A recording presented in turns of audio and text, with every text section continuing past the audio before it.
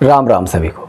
हमारे समाज में विवाह को जीवन का सबसे महत्वपूर्ण अंग माना गया है, इसलिए किसी भी एस्ट्रोलॉजर के पास मैरिज को लेकर सबसे ज़्यादा प्रश्न आते हैं कि मेरी शादी कब होगी, मेरा स्पाउस कैसा होगा और मेरी मैरिड लाइफ कैसी होगी, शादी के बाद हमारे बीच में किस तरह का सामंजस्य रहेगा, क्या हमारी कुंडली में किसी तरह की सेपरेशन के या डाइवोर्स के योग हैं। और अगर किसी व्यक्ति की शादी थोड़ा लेट हो जाए, सही टाइम पर ना हो पाए, तो ऐसे में एक प्रश्न और आता है कि क्या मेरे लिए मैरिज डेस्टाइन्ड है, कहीं ऐसा तो नहीं कि मैं आजीवन अविवाहित ही रहूं। ज्योतिष शास्त्र की विभिन्न शाखाओं में मैरिज, मैरिड लाइफ और स्पाउस के बारे में जानने के लिए अलग अलग मेथड दिए गए हैं। नाड़ी ज्योतिष कहती है कि किसी भी पुरुष की कुंडली में शुक्र पर आने वाले प्रभाव आपको पत्नी के बारे में बताएंगे। नाड़ी ज्योतिष कहती है कि जब भी गोचर में गुरु ग्रह शुक्र पर और मंगल पर अपनी दृष्टि डालते हैं, तब ऐसे में किसी पुरुष का विवाह होने की संभावना होती है। और स्त्री कुंडली में जब भी मंगल पर गोचर में गुरु अपना प्रभाव डालते हैं, तब उस स्त्री के विवाह की संभावना होती है। नाड़ी ज्योतिष कहती है अगर जन्म कुंडली में मंगल और शुक्र, जो कि पति पत्नी के कारक ग्रह हैं, वे अगर पाप प्रभाव से मुक्त हैं, वे अगर बली हैं, तो वैवाहिक जीवन अच्छा रहता है। वहीं अगर मंगल और शुक्र पीड़ित हैं, तब ऐसे में सेपरेशन की संभावना बनती है। और मंगल और शुक्र की स्थिति ये बताती है कि विवाह होगा अथवा नहीं होगा। डिनायल भी मंगल शुक्र की स्थिति के द्वारा ही देखा जाता है। पाराशरी ज्योतिष कहती है कि विवाह के लिए जन्म कुंडली का सप्तम भाव सबसे महत्वपूर्ण भाव है। जब भी गोचर में गुरु ग्रह सप्तम भाव अथवा सप्तमेश से संबंध बनाते हैं, जब भी महादशा स्वामी, अंतरदशा स्वामी सप्तम भाव से संबंध रखता है, तब किसी स्त्री पुरुष के विवाह होने की संभावना होती है। पाराशरी कहती है कि पुरुष की कुंडली में शुक्र पत्नी का कारक ग्रह है और स्त्री की कुंडली में गुरु पति का कारक ग्रह है। इसलिए पुरुष की कुंडली में शुक्र की स्थिति और स्त्री की कुंडली में गुरु की स्थिति अच्छी होनी चाहिए, तभी वैवाहिक जीवन अच्छा चलता है। किसी स्त्री की कुंडली में अगर गुरु पीड़ित है, पाराशरी का नियम बता रहा हूं मैं, नाड़ी ज्योतिष तो किसी स्त्री की कुंडली में मंगल को पति का कारक मानती है। यहां पर नाड़ी और पाराशरी में थोड़ा मतभेद है। तो पाराशरी कहती है कि किसी स्त्री की कुंडली में गुरु का बली होना, पाप प्रभाव से मुक्त होना बहुत ज़्यादा ज़रूरी है, तभी किसी स्त्री की मैरिड लाइफ अच्छी चल पाती है। केपी ज्योतिष कहती है कि जन्म कुंडली के 2, 7 और 11 भाव की दशा भुक्ति में किसी स्त्री पुरुष का विवाह होता है। वहीं अगर 7th हाउस का सब लॉर्ड 6, 10 और 1 को सिग्निफाई कर रहा हो, तो वहां पर मैरिड लाइफ में इश्यूज आने की बहुत ज़्यादा संभावना होती है, सेपरेशन होते हैं। और अगर 7th लॉर्ड, 2nd लॉर्ड और 11th सब लॉर्ड अगर 6, 10 और 1 को सिग्निफाई कर रहे हो, तो यहाँ पर डिनायल की पॉसिबिलिटी बनती है। वहीं कस्पल कहता है कि किसी भी स्त्री या पुरुष की कुंडली में जन्म कुंडली का सप्तम भाव 7th कप्स विवाह के लिए प्राइमरी कप्स है और 5th and 11th supporting cups है। अगर 7th सब लॉर्ड 5, 7, 11 को सिग्निफाई कर रहा है, 5th सब लॉर्ड 5, 7, 11 को सिग्निफाई कर रहा है, 11th सब लॉर्ड 5, 7, 11 को सिग्निफाई कर रहा है, तब 5, 7, 11 के जॉइंट पीरियड में किसी स्त्री पुरुष का विवाह होगा और मैरिज लाइफ ठीक चलेगी। वहीं अगर 7 कप्स का सब लॉर्ड 6 को सिग्निफाई कर रहा है, 10 को सिग्निफाई कर रहा है, 4 को सिग्निफाई कर रहा है, तो जो प्लैनेट 6, 10 और 4 के सिग्निफिकेटर बन रहे हैं, उनके जॉइंट पीरियड में किसी व्यक्ति के मैरिड लाइफ में इश्यूज आएंगे, सेपरेशन जैसी स्थिति बन सकती है। अब से कुछ दिन पहले एक व्यक्ति ने मुझे अपनी कुंडली दी। उनका प्रश्न था कि मेरी शादी कब होगी, क्या मेरे लिए शादी डेस्टाइन्ड है या नहीं है। तो जैसे कि आप सभी जानते हैं कि मेरा जो मेन फोकस होता है, मेरी जो मेन एक्सपर्टाइज है, वो नाड़ी ज्योतिष पर है। मेरे सामने जब भी कोई कुंडली आती है, तो सबसे पहले मैं नाड़ी ज्योतिष के अनुसार ही उस कुंडली को देखता हूँ। तो जब मेरे सामने वह कुंडली आई, तो वह कुंडली मुझे मैरिज का डिनायल शो कर रही थी। उस कुंडली में मुझे मैरिज होने की कोई भी पॉसिबिलिटी नहीं दिख रही थी, किंतु किसी भी व्यक्ति को एकदम से यह कह देना कि आपके लिए मैरिज डेस्टाइन्ड नहीं है, आजीवन आपका विवाह नहीं होगा, यह अपने आप में एक बहुत बड़ा रिस्क होता है। क्योंकि व्यक्ति ने सामने से अप्रोच हमें इसलिए किया है कि हम उसको ये बताएं कि उस व्यक्ति के लिए मैरिज की क्या सही टाइमिंग है, किस दिशा में उसको प्रयास करना चाहिए, किस तरह का उसका स्पाउस होगा। और वहाँ पर अगर हम उसको सीधा से ये बोल दें कि भाई आपकी कुंडली में तो शादी का योग ही नहीं है, तो थोड़ा सा धक्का लगता है, भले ही उसकी कोई भी एज हो गई हो। तो जन्म कुंडली मुझे मैरिज का डिनाइल शो कर रही थी और मैं सीधा सा ये कहने से बच रहा था, तो इसलिए मैंने कसपल ज्योतिष का सहारा लिया। क्योंकि जब भी आपको कई पद्धतियों का ज्ञान होता है तब आपके सामने एक रास्ता होता है कि आप एक पद्धति से जो आपको रिज़ल्ट मिल रहे हैं आप दूसरे पद्धति से उसको वेरीफाई कर सकते हैं। तो मैंने कसपल ज्योतिष का सहारा लिया, जो कि स्वर्गीय श्री खुल्लर साहब के द्वारा हम सभी को प्रदान की गई है और जिसका ज्ञान मुझे अपने गुरु पंडित श्री R.P. ओझा भारद्वाज और बी कपिला जी द्वारा प्राप्त हुआ है। तो कसपल ज्योतिष के द्वारा मैंने एक प्रश्न लगाया। मैंने उनसे कहा कि आप मुझे 1 से लेकर 2193 के बीच में एक नंबर दीजिएगा, उस हॉररी नंबर के आधार पर ही मैं प्रश्न कुंडली बनाऊंगा और वहां से देखूंगा कि आपके लिए मैरिज डेस्टाइन्ड है या नहीं और आपका विवाह कब हो सकता है। तो आप ये जो चार्ट देख रहे हैं ये हॉररी नंबर 2116 के द्वारा बनाया गया है। 23/6/2025 को मैंने यह कुंडली बनाई थी, एनालिसिस की थी। तो कसपल ज्योतिष का जैसा कि सिद्धांत है कि सबसे पहले हमें चंद्र के स्टार लॉर्ड द्वारा प्रश्न की जुनैनस देखनी होती है। अगर चंद्र का स्टार लॉर्ड हमें ये कहता है कि प्रश्न जनन है तभी हम आगे बढ़ेंगे, अदरवाइज हम आगे नहीं बढ़ेंगे। यहाँ हम देखते हैं कि चंद्र अपने ही स्टार में बैठे हैं, चंद्र अपने ही नक्षत्र में बैठे हैं, चंद्र भावा चार्ट में 3rd हाउस में बैठे हैं। विवाह के लिए जब भी कोई विवाह से रिलेटेड प्रश्न हो तो मेन हाउसेस कौन से होते हैं? तो मेन हाउसेस होते हैं 7th हाउस जो कि प्राइमरी कस्प है विवाह के लिए, 5th and 11th supporting cusp है। तो नियम यह है कि जब भी विवाह को लेकर प्रश्न होगा तो चंद्र अथवा चंद्र के नक्षत्र स्वामी को 5, 7 या 11 भाव में को रूल करना चाहिए। 5, 7 या 11 कस्प में आना चाहिए अथवा 5, 7 या 11 भाव में चंद्र स्वयं से बैठा हो। तो सबसे पहले हम चंद्र की स्थिति देखते हैं। तो चंद्र यहाँ पर 3rd हाउस में बैठा है और चंद्र क्योंकि अपने ही नक्षत्र में है तब यहाँ पर हमें आगे चंद्र को देखने की ज़रूरत नहीं पड़ती कि चंद्र अपने नक्षत्र में बैठा है। और अब हम अगर कसपल टेबल में देखते हैं तो हम देखते हैं कि चंद्र 5th कस्प में कहीं नहीं आता, चंद्र 7th कस्प में कहीं नहीं आता और चंद्र 11th कस्प में भी कहीं नहीं आता। तो यहाँ पर पहला एक इंडिकेशन जाता है कि या तो यह प्रश्न जुनैन नहीं है या फिर हमें आगे और विचार करने की ज़रूरत है। किंतु चंद्र क्योंकि 3rd हाउस में बैठा है तब यहाँ पर 3rd हाउस क्योंकि 7th हाउस का एक सपोर्टिंग भाव होता है, उसका त्रिकोण होता है और चंद्र क्योंकि अपने ही स्टार में है तो हम चंद्र के सब लॉर्ड के द्वारा एक बार इस प्रश्न की जुनैननेस को देखेंगे। चंद्र के सब लॉर्ड राहु हैं और राहु शनि और गुरु को रिप्रेजेंट करते हैं क्योंकि राहु शनि की राशि और गुरु के नक्षत्र में है। अगर राहु भी हमें 5, 7, 11 हाउस खुद या अपने नक्षत्र स्वामी के द्वारा अपने रिप्रेजेंटेटिव के द्वारा नहीं देता तब हम इस प्रश्न को आगे नहीं बढ़ाएंगे।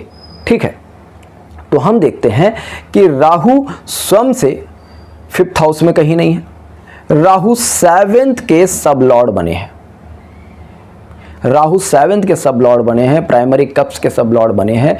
तो राहु ने यहाँ पर हमें इंडिकेशन दी कि यह प्रश्न जुनैन है, हम इसमें आगे बढ़ सकते हैं।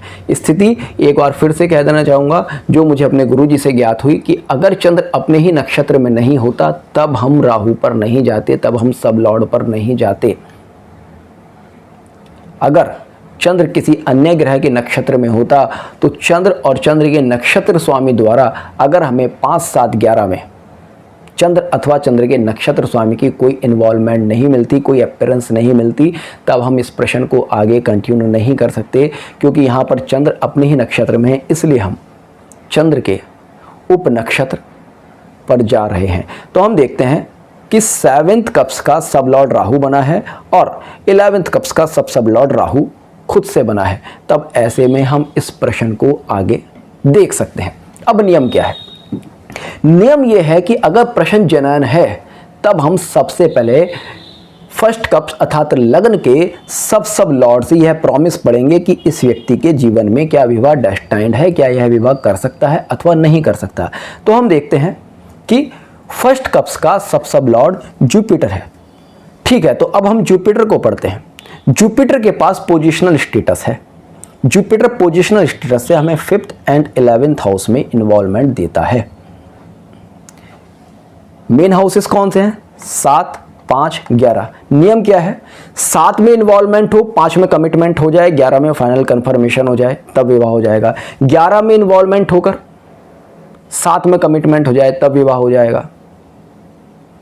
11 में या 5 में इन्वॉल्वमेंट होकर 7 से कमिटमेंट हो जाए, तब विवाह हो जाएगा। अर्थात इन्वॉल्वमेंट पर 5, 7 में से 5, 7, 11 में से एक हाउस आए और कमिटमेंट में भी इनमें से कोई एक हाउस आए, और 7th हाउस का आना बहुत ज़्यादा ज़रूरी है, कमिटमेंट में आए या इन्वॉल्वमेंट में आए, क्योंकि 7th हाउस प्राइमरी कप्स है। तो हम देखते हैं कि जुपिटर की इन्वॉल्वमेंट 5 और 11 में होती है। 5 और 11 में जुपिटर की इन्वॉल्वमेंट होती है, और जुपिटर गुरु क्योंकि राहु के नक्षत्र में है तो यहाँ पर 7 की भी इन्वॉल्वमेंट हो जाती है। तो जुपिटर अपने पोजिशनल स्टेटस और अपने नक्षत्र स्वामी के द्वारा 5, 7 और 11 की इन्वॉल्वमेंट देता है, और कमिटमेंट में हमें 11th हाउस दे देता है। कमिटमेंट में क्योंकि गुरु ने 11th हाउस दिया, तो हम यहाँ पर मानकर चल सकते हैं कि इस व्यक्ति के विवाह की संभावना है। किंतु यहाँ पर नेग्लेक्ट करने वाला हाउस भी देता है। जुपिटर 4th हाउस भी देता है। जुपिटर अपने ही सब में और 4th हाउस भी देता है। तो यहाँ पर एक संशय आता है कि विवाह देर से हो सकता है। ऑलरेडी इस व्यक्ति का विवाह देर से हो रहा है, तभी इस व्यक्ति ने ऐसा प्रश्न पूछा। कोई 20 साल की एज में तो ये प्रश्न नहीं पूछेगा कि मेरे लिए मैरिज डेस्टाइन्ड है या नहीं है, और 20 साल की एज में आके कोई व्यक्ति ये नहीं पूछेगा कि मुझे एक्यूरेट टाइमिंग शादी की बता दो, मुझे एक ऐसा स्पाउस मिलेगा, क्योंकि थोड़ा सा वेट करेगा सामान्य रूप से। ठीक है, तो लगन के सब लॉर्ड ने हमें एक प्रॉमिस दिया कि इस व्यक्ति के लिए विवाह हो सकता है।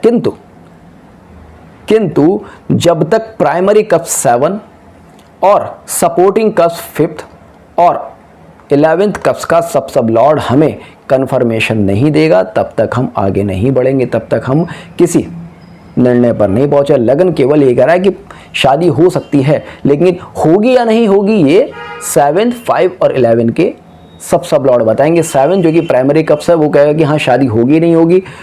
5th कहेगा कि बात आगे बढ़ेगी या नहीं बढ़ेगी, क्योंकि और हमें कोई जीवन साथी मिलेगा या नहीं मिलेगा, या फिर 5th क्योंकि लव एंड अट्रैक्शन का है तो कोई लव और अट्रैक्शन होगा या नहीं होगा, और 11th कप्स क्योंकि फुलफिलमेंट ऑफ डिज़ायर का है, परमानेंट बॉन्डिंग का है।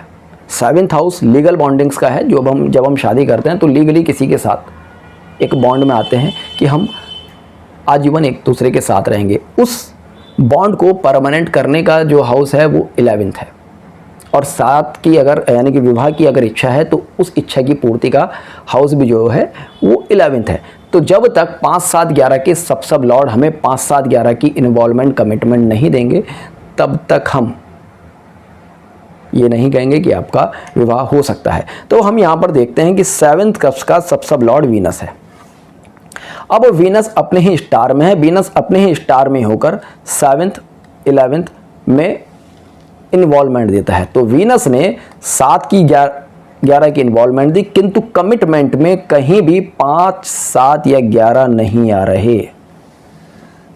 मैंने आपसे कहा कि इन्वॉल्वमेंट 7 की हो, कमिटमेंट 11 की हो, इन्वॉल्वमेंट 5 की हो, कमिटमेंट 11 की हो, 7 की हो, इन्वॉल्वमेंट 11 की हो, कमिटमेंट 7 की हो।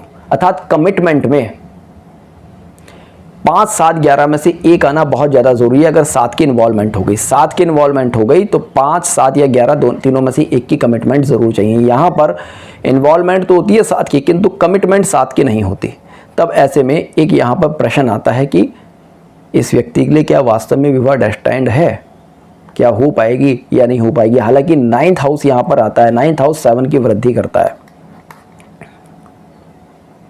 कम्युनिकेशन दिखाता है, क्योंकि 7th हाउस आपके स्पाउस का है, और 7 को जब लगन बनाते हैं तो 7 से 3rd 9th हाउस आ जाता है, अर्थात स्पाउस का कम्युनिकेशन। तो यहाँ पर ये दिखाता है कि कम्युनिकेशन विवाह के लिए तो हो सकता है, किंतु वो मैटरलाइज नहीं होगा, वो फुलफिलमेंट होने की संभावना 7th कप्स का सब लॉर्ड कम दिखाता है। किंतु अभी भी हम जब तक 5 और 11 के सब लॉर्ड का विश्लेषण नहीं कर लेते तब तक हम इस कंक्लूजन पर नहीं पहुंचेंगे। हम देखते हैं 5th कप्स के सब लॉर्ड जुपिटर हैं और जुपिटर लगन के भी थे। तो जुपिटर ने अगेन हमें सेम टाइप के इन्वॉल्वमेंट कमिटमेंट दिए। जुपिटर ने 7-11 में 5-7-11 में इन्वॉल्व किया और 11 की कमिटमेंट दी। तो 5 के सब लॉर्ड ने एक बार फिर हमें ये आशा दी कि यहाँ पर विवाह होने की संभावना है। अब क्योंकि 5th हाउस लव अफेयर्स का भी है तो इसलिए एक प्रश्न ये भी आता है कि क्या क्योंकि 7th ने डिनाई किया है, हालांकि पूरी तरह से डिनाई भी नहीं किया क्योंकि 9 दे दिया, मगर उसने हाँ भी नहीं की है, तो यहाँ पर एक संभावना लव अफेयर्स की भी होती है। तो यहाँ पर अभी पिक्चर क्लियर होकर नहीं आती, क्योंकि 7th ने ना तो पूरी तरह से इनकार किया है लेकिन हाँ भी नहीं किया है। 9th हाउस देकर उसने कम्युनिकेशन की स्थिति दिखाई है, किंतु कम्युनिकेशन की स्थिति में हम ये तो नहीं कह सकते ना किसी लड़की से बात चल रही है, हम किसी लड़की को प्रपोजल भेज रहे हैं, लड़की से बात चल रही है, वो लड़की अगर हाँ नहीं करेगी तो उस कम्युनिकेशन से कोई फ़ायदा तो है नहीं ना। 5th कह रहा है कि ठीक है आपका कम्युनिकेशन चल रहा है, आपकी बात चल रही है, तो आपका लव अफेयर हो सकता है। तो 7th हाँ नहीं कर रहा, 5th कह रहा है कि लव अफेयर हो सकता है, तो लव अफेयर मैटरलाइज होगा नहीं होगा, वो शादी में कन्वर्ट होगा नहीं होगा। इसके लिए हम 11th कप्स के सब लॉर्ड को देख लेते हैं। 11th कप्स के सब लॉर्ड राहु हैं। राहु पोजिशनल स्टेटस से 7 और 11 में इन्वॉल्वमेंट दे रहे हैं और वे वीनस के सब में हैं और वीनस ने हमें 7 और 11 दिए। तो 11 ने भी हमें 11 कप्स के सब लॉर्ड ने हमें 5, 7, 11 में कंफर्मेशन दी। तो अब यहां पर हमें 5 और 11 ने ये दिया कि यहां पर संभावना है। अब संभावना किस तरह की? 5 कह रहा है लव अफेयर्स की और 7 कह रहा है एक डिजायर फुलफिल होने की, और 7 उस चीज को मना कर रहा है। तो यहां पर और लग्न भी हमें हाँ कर रहा है, तो क्योंकि प्राइमरी कस्प में हमें हाँ नहीं की, सपोर्टिंग कस्प हमें हाँ कर रहे हैं, लग्न हमें हाँ कर रहा है, तब ऐसे में हम किसी कंक्लूजन पर नहीं पहुंच सकते। अब ऐसे में हमें देखना होगा महादशा स्वामी कौन है, क्योंकि अगर महादशा स्वामी हाँ कर रहा है, महादशा स्वामी कोई ऐसा ग्रह बना है जो कि स्ट्रांगली 5, 7, 11 को सिग्निफाई कर रहा है, तब हम कहेंगे कि इस महादशा में शादी हो सकती है। मान लीजिएगा 7th कस्प भी यहाँ पर शादी की प्रॉमिस दे देता, हालांकि यहाँ पर 7th कस्प ने शादी की प्रॉमिस नहीं दी, तो हमें एक संशय है कि इसके लिए शादी नहीं होगी, और लग्न कुंडली भी हमें शादी की कोई प्रॉमिस नहीं दिखा रही है। अगर 7th कस्प भी हमें शादी की प्रॉमिस दे देता, तब भी हमें महादशा स्वामी को तो देखना पड़ेगा, क्योंकि महादशा स्वामी अपने दशा काल में पूरी कुंडली का राजा है। जो महादशा स्वामी कहेगा वही होगा। जिन हाउसेस का फल महादशा स्वामी दे रहा है, व्यक्ति को उन्हीं हाउसेस का फल मिलेगा। जब तक महादशा स्वामी नहीं कहेगा तब तक कुछ नहीं होगा। तो हम देखते हैं कि इस कुंडली में प्रश्न के समय चंद्र क्योंकि अपने ही नक्षत्र में है, तो ऐसे में चंद्र महादशा स्वामी है। अगर चंद्र कहते हैं कि इस व्यक्ति के लिए विवाह का योग है, तो ही इस व्यक्ति का विवाह होगा, अन्यथा कुंडली में कितने भी स्ट्रांग योग बन जाए, चंद्र की दशा में शादी नहीं होगी। अब हम चंद्र को पढ़ते हैं। चंद्र को हम देखते हैं कि चंद्र के पास पोजिशनल स्टेटस है, और पोजिशनल स्टेटस से चंद्र केवल 3rd and 6th हाउस देते हैं। 5, 7, 11 इन तीनों में से किसी की भी इन्वॉल्वमेंट चंद्र के द्वारा नहीं मिलती है, अर्थात महादशा स्वामी ये कह ही नहीं रहा कि मैं इस व्यक्ति को विवाह दे सकता हूं। जब महादशा स्वामी ने इनकार कर दिया, और क्योंकि महादशा स्वामी 6th हाउस का है, 6th हाउस का साइन लॉर्ड है, और 3rd हाउस में खुद से बैठा है, और 6th हाउस 7th हाउस का नेग्लेक्ट हाउस है, 7th हाउस को नेग्लेक्ट करता है। 7th विवाह है और 6th विवाह का डिनायल है। तब ऐसे में महादशा स्वामी ने एक ऐसा भाव दिया है जो कि कह रहा है मैं आपका विवाह नहीं होने दूंगा। तब हम यहाँ पर क्लियरली एक कंक्लूजन पर पहुंचेंगे कि इस व्यक्ति के लिए चंद्र की दशा में विवाह संभव नहीं है। चंद्र की दशा इस व्यक्ति के 2033 तक चलेगी। तो 2033 तक इस प्रश्न कुंडली का, इस व्यक्ति के जीवन का जो स्वामी है वो चंद्र है विशेषतः वैवाहिक संबंधों के लिए, क्योंकि प्रश्न विवाह के लिए लगाया गया है। अब यहाँ पे चंद्र 6 का साइन लॉर्ड बना है और थर्ड में खुद से बैठा है, तो 6 कह रहा है मैं विवाह होने नहीं दूंगा और थर्ड कह रहा है मैं कम्युनिकेट करता रहूंगा। तो स्थिति ये आएगी कि यह व्यक्ति बार बार कम्युनिकेट करने की कोशिश करता रहेगा, शादी के लिए प्रयास करता रहेगा, किंतु चंद्र की दशा में शादी नहीं होगी। यानी कि अगले 8 साल तो इस व्यक्ति के विवाह की कोई पॉसिबिलिटी दिखती नहीं है। 8 साल बाद इस व्यक्ति की एज बहुत हो जाएगी। उसके बाद की स्थिति राम जाने। जन्म कुंडली मैरिज का डिनाइल शो कर रही है, प्रश्न कुंडली अगले 8 साल विवाह को दिखा नहीं रही है। तो मैंने उनको सीधा सा बोला कि वर्तमान में आपकी कुंडली में विवाह का योग नहीं है, आपकी कुंडली में विवाह के कोई अच्छे योग नहीं दिखते हैं। और अगर आप ऐसे में विवाह कर लेते हैं तो चंद्र ठीक है बहुत प्रयास करके कम्युनिकेट करके हो सकता है कोई लड़की मिल गई, तो क्योंकि चंद्र 6 के साइन लॉर्ड हैं और थर्ड हाउस के द्वारा कम्युनिकेशन दिखा रहा है, तो चंद्र स्ट्रांगली कह रहा है और 7th कप्स स्ट्रांगली कह रहा है। क्योंकि आप देखेंगे 7th कप्स का जो सब लॉर्ड है वो हमें 12th हाउस दे रहा है। तो ऐसे में वो यहाँ पर विवाह को तुड़वा सकता है।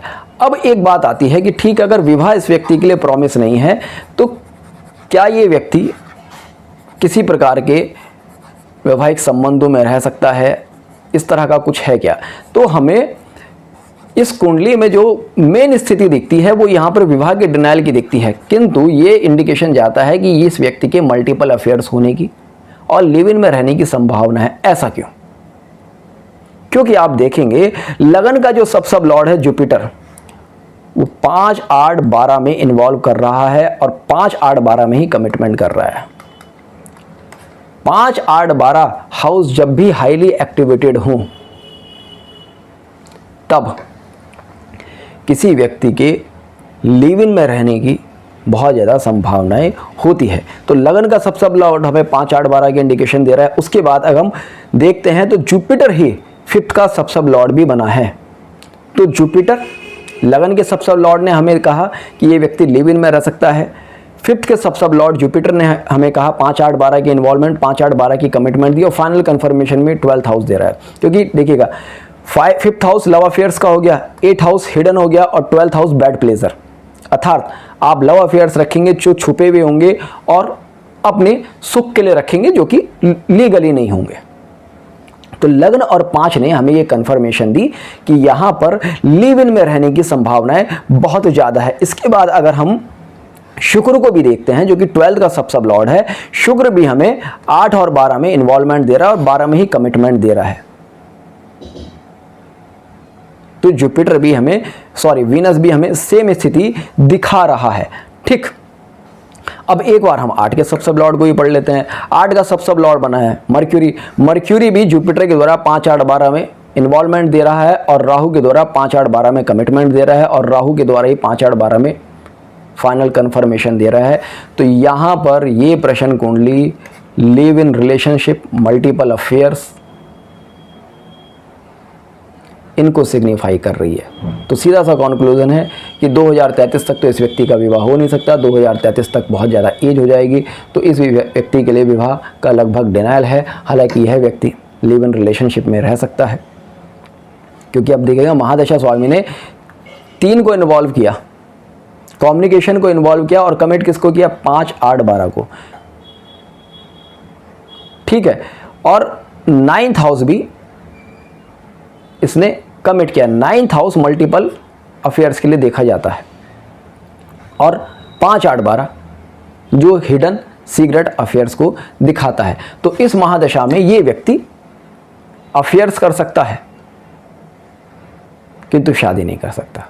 तो इस तरह से हॉररी के माध्यम से हम किसी कॉन्क्लूजन पे बहुत ही सटीकता के साथ पहुंच सकते हैं। जब हमें लग्न कुंडली के द्वारा डाउट हो तब हमें प्रश्न कुंडली को लगाना चाहिए और प्रश्न कुंडली हमें जो उत्तर दे उसको स्वीकार करना चाहिए। तो होपफुली आपको आज का वीडियो पसंद आया होगा। तो जुड़ेगा अष्ट सूत्र के साथ, मिलते हैं नेक्स्ट वीडियो में। तब तक के लिए जय हिंद, जय भारत।